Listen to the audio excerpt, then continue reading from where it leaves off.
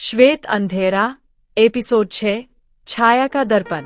सायरा और विक्रम ने पत्थर के शांत होने के बाद गहरी सांस ली।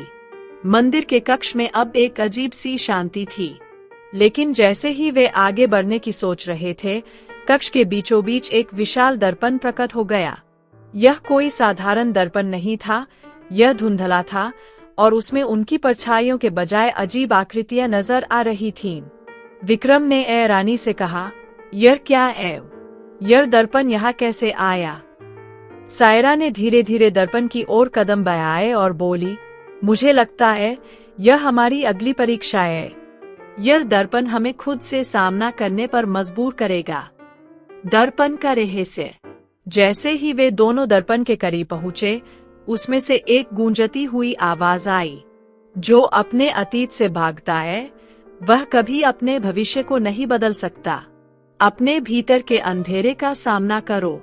***। विक्रम और सायरा ने एक दूसरे की ओर देखा।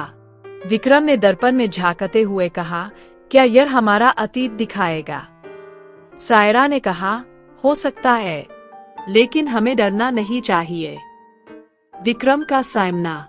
जैसे ही विक्रम ने दर्पण के सामने खड़े होकर देखा, उसमें उसका अतीत दिखाई देने लगा। वह एक छोटे से गांव में था, जहां उसका परिवार गरीबी में जीवन बिता रहा था।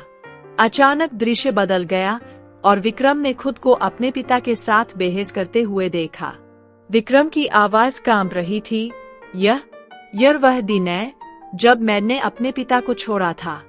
मैंने सोचा था कि मैं उनके आदर्शों को कभी नहीं समझूंगा। दर्पण में उसके पिता की छवि आई, जो उससे कह रही थी, तुम भाग सकते हो, लेकिन खुद से नहीं। माफ करना ही तुम्हारा असली बल है। विक्रम की आंखों में आंसू आ गए। उसने दर्पण की ओर हाथ बढ़ाया और कहा, मैं अपने अतीत को स्वीकार करता हूँ। मैं अपने पिता से माफी मांगना चाहता हूँ। जैसे ही उसने यह कहा, दर्पण की छवि बदल गई और वह शांत हो गया। सायरा की परीक्षा। अब बारी थी सायरा की। उसने डरते डरते दर्पण में झांका। दर्पण में एक पुराने घर की छवि दिखाई। वह अपने कमरे में बैठी एक लड़की को देख रही थी। वह खुद थी, जब वह छोटी थी। सायरा ने देखा कि उसकी मां उसे पुकार रही थी, लेकिन उसने उनकी आवाज को अनसुना कर दिया। फिर एक तेज आवाज गूंजी और सायरा ने अपनी मां को दर्द में कराहते हुए देखा। यह वही दिन था जब उसकी मां का निधन हो गया था। सायरा की आंखों से आंसू बहने लगे। मैंने अपनी मां को नजरअंदाज किया।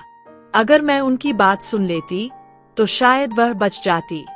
दर्पण में उसकी मां की छवि आई, जो कह रही थी, यह तुम्हारी गलती नहीं थी। अपने आप को माफ करो। यही तुम्हारी असली ताकत है। सायरा ने दर्पण के सामने झुककर कहा, मां, मैं खुद को माफ करती हूँ और आपको शांति की कामना करती हूँ।